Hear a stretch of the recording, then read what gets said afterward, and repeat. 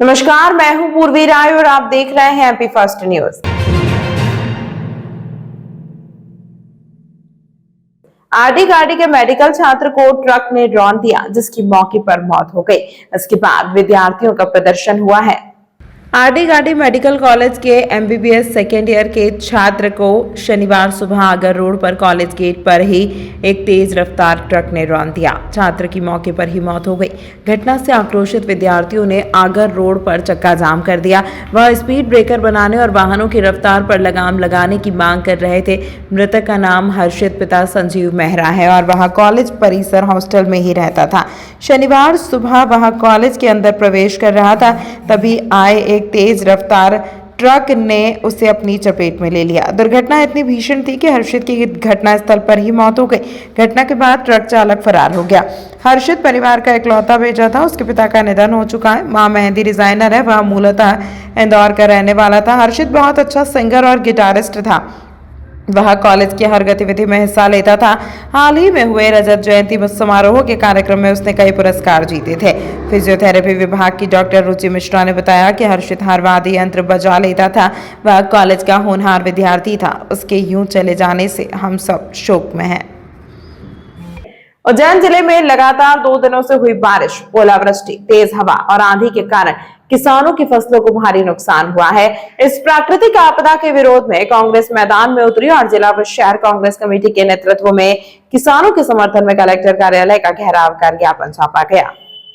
कांग्रेस के नेताओं ने बताया कि हालिया आपदाओं से अन्नदाता किसानों की मेहनत, पूंजी और आजीविका पर गंभीर संकट खड़ा हो गया है। उन्होंने मांग की है कि प्रभावित किसानों को शीघ्र उचित मुआवजा, राहत राशि तथा फसल बीमा का भुगतान किया जाए ताकि उन्हें आर्थिक संबल मिल सके।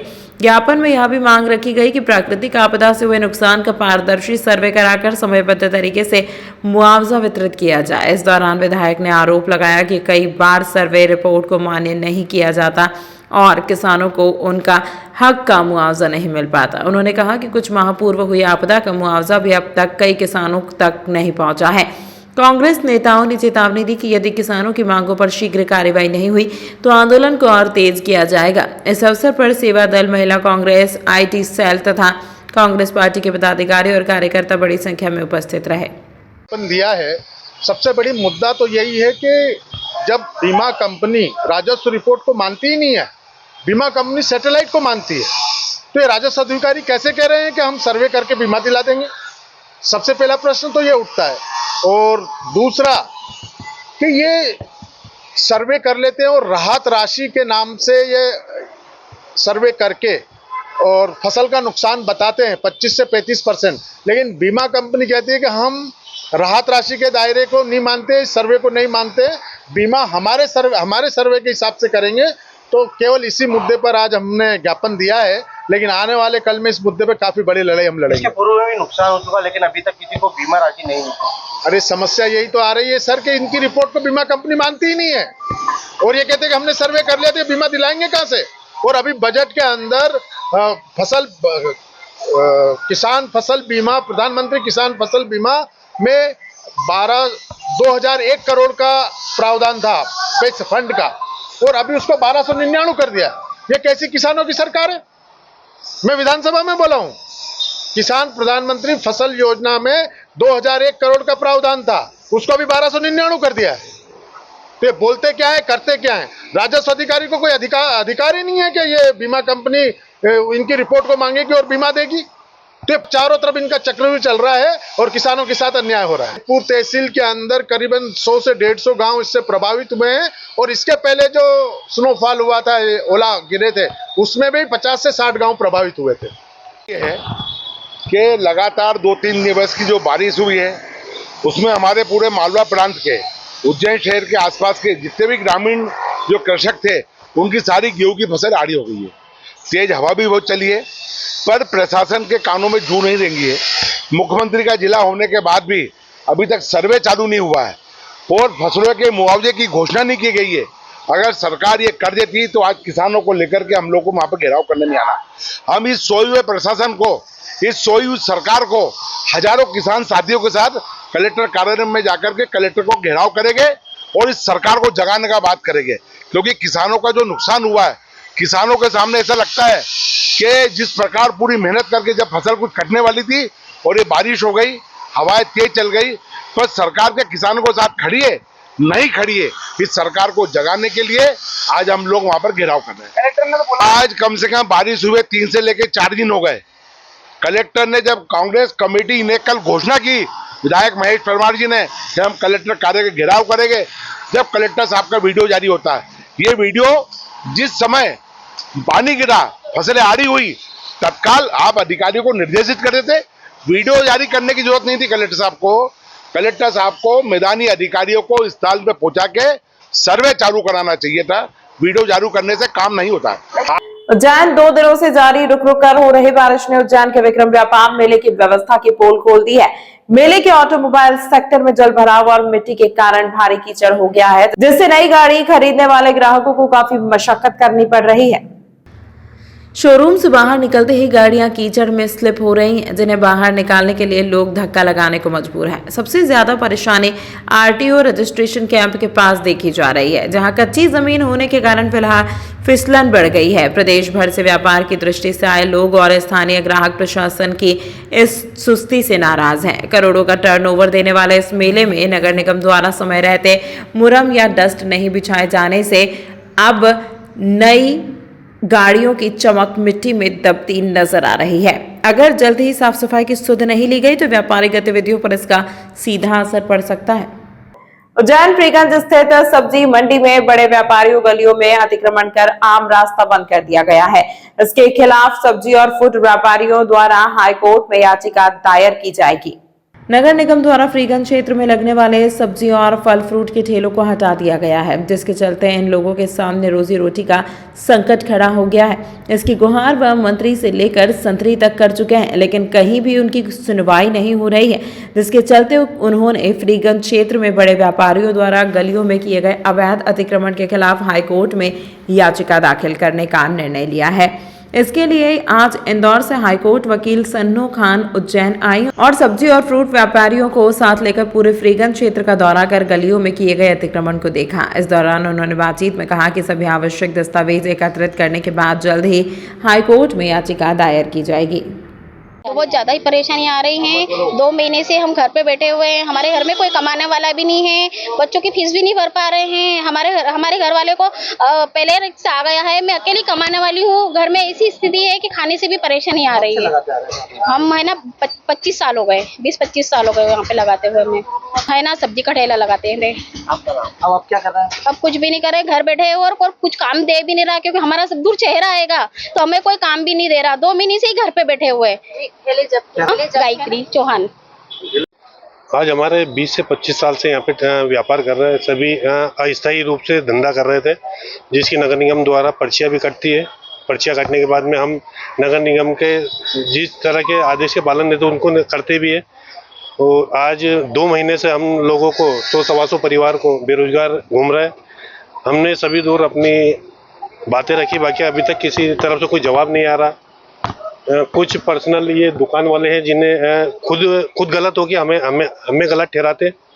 हमारा स्थायी अतिक्रमण है और इनका स्थायी अतिक्रमण होने के बाद भी उन पर कोई कार्रवाई नहीं है। अब आगे क्या करना? हम मैडम के साथ हैं, मैडम के साथ जो भी होगा। किस तरह की कार्रवाई?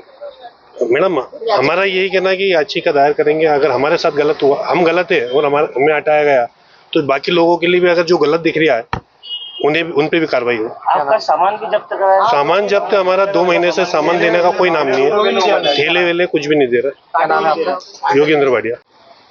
ठेला के जो इन लोगों ने आज मुझे यहाँ पर इसलिए बुलाए थे कि आप देखें कि ये किस तरीके से फ्रीगंज में जो पहले लोग ठेला लगाते थे वो तो इनको हटा दिया। नगर निगम ने उनकी पर्ची भी काटती है 20 रुपए की, 50 रुपए की, और उसके बाद भी इन लोगों को यहाँ से हटा दिया। चलो इनको हटा दिया अगर ये ग्रीन जोन में नहीं है तो, मगर जो शिकायत इन लोगों ने किया कि इनकी शिकायतें कोई नगर निगम नहीं सुनती है। जो बड़े बड़े व्यापारी हैं जिन्होंने बीच में जो गली का रास्ता था उधर, उस मार्केट से इस मार्केट तो अलग अलग है ना, वो 10 फीट की जो गली थी उसको इन्होंने पूरा अतिक्रमण करके और अपने यूज में ले लिया। ये सारे बड़े बड़े व्यापारी हैं, आगे का जो जगह होना चाहिए चलने के लिए आम जनताओं के लिए वो भी उन्होंने कवर कर लिया, उनका सारा सामान बाहर। तो ये देखने के लिए बुलाया था आज कि आप देखें कि यहाँ पर कितना सारा अतिक्रमण है, नगर निगम कुछ नहीं कहती और ये गरीब लोग हैं, इनकी कोई सुनवाई नहीं होती। इन्होंने शिकायत भी की तो ना कोई नगर निगम सुन रहा है ना कुछ कर रहा है।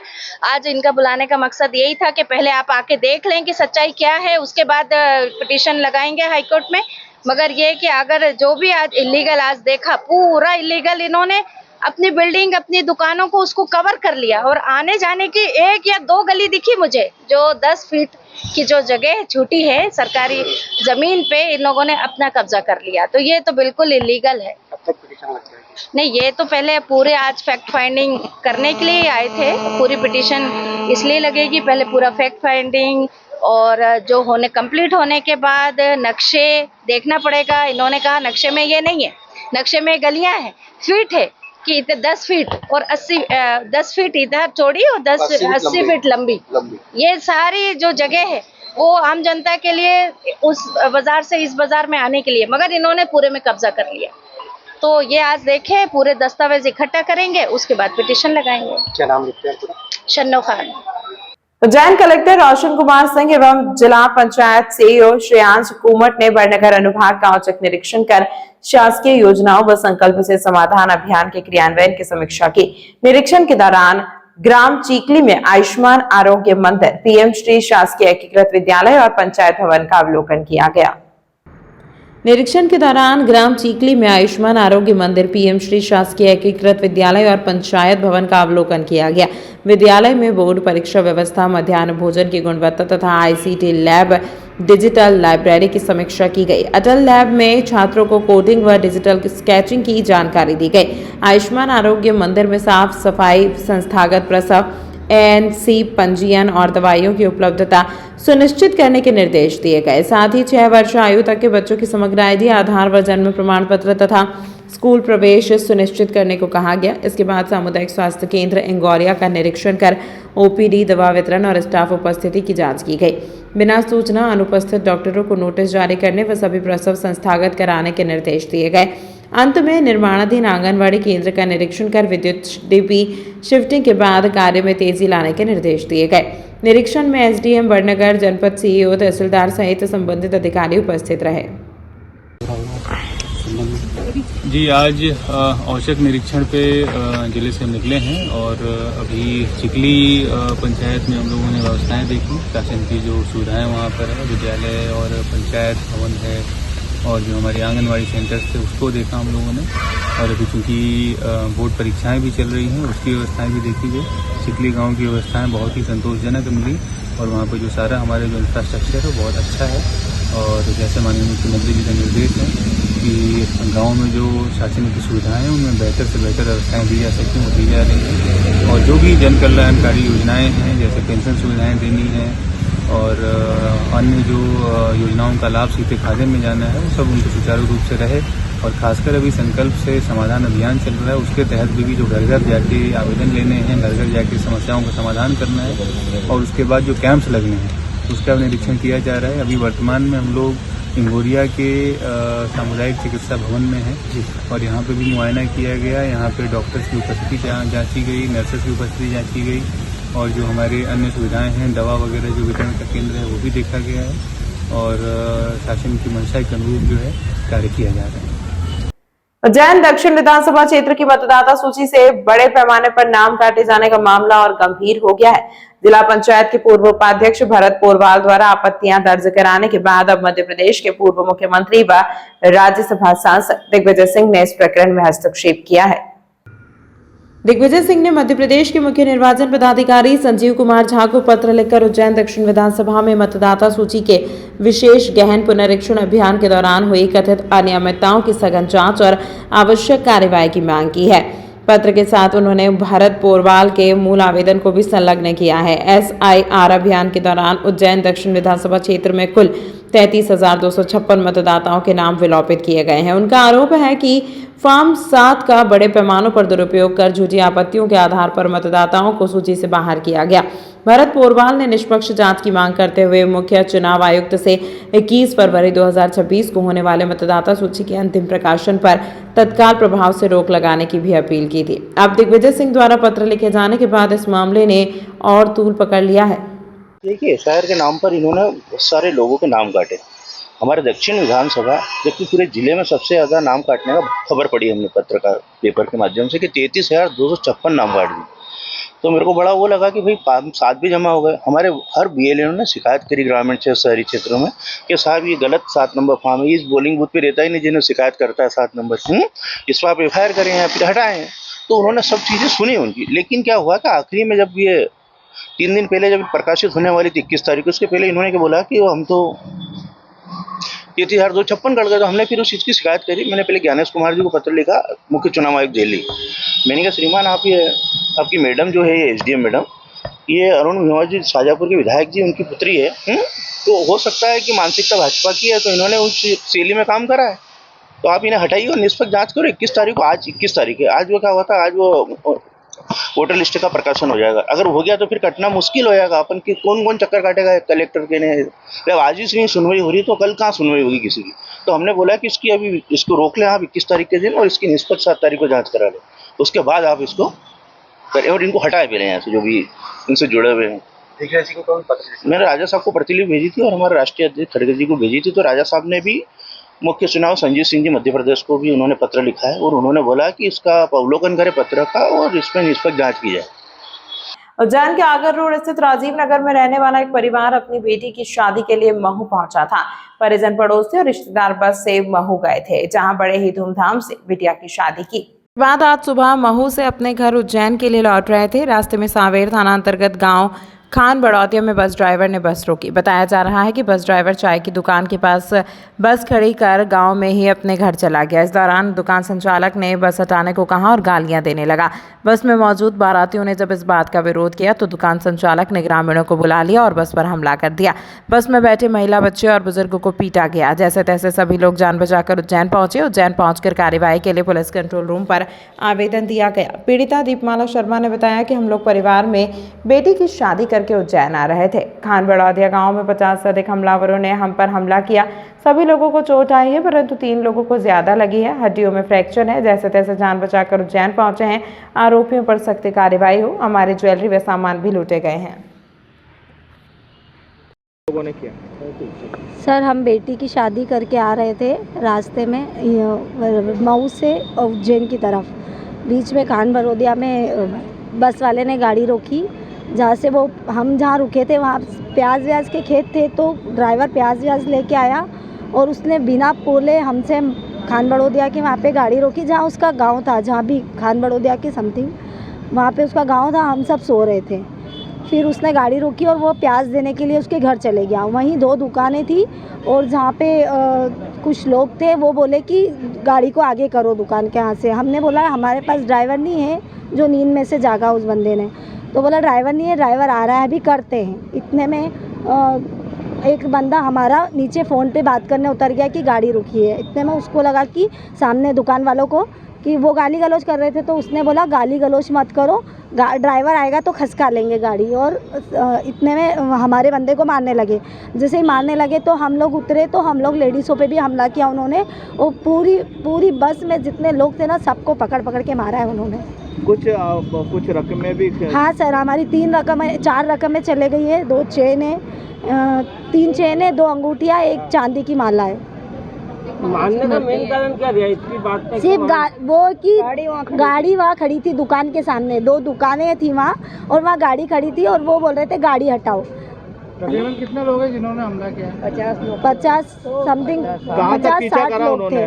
मतलब 1 किलोमीटर तक हमारी गाड़ी भगी सर। और हमने ड्राइवर को चिल्ला के बोला सर कि थाने लेके चलो। ड्राइवर थाने भी लेके नहीं गया और ड्राइवर भी चेंज हो गया सर। कौन लेके आया गाड़ी यहाँ पे? दूसरा ड्राइवर लेके आया है। क्या नाम है आपका और कितने लोगों को चोट आई है अभी? सर हम 4 चोट सभी को आई है, लेकिन है ना सबको अंदरूनी चोट है, लेकिन हम 3 लोग ऐसे मेन है जिनको हमको ऐसा दिख रहा है कि फ्रैक्चर टाइप है। जी आप कहाँ पर आए हैं अभी रिपोर्ट दर्ज कराने? कंट्रोल ये माधव नगर थाने पे आए हैं सर हम। आपका नाम बताएं। क्योंकि सर हम वहाँ पे ड्राइवर ने गाड़ी नहीं रोका, इसलिए हम वहाँ से भागे और हम अपने आप को वहाँ सेफ नहीं समझ रहे थे, इसलिए हम हमारे उज्जैन में माधव नगर में आके रिपोर्ट कर रहे हैं। जी आपका नाम बताएं। दीपमाला शर्मा। तमाम महत्वपूर्ण खबरों के लिए देखते रहिए MP फर्स्ट न्यूज।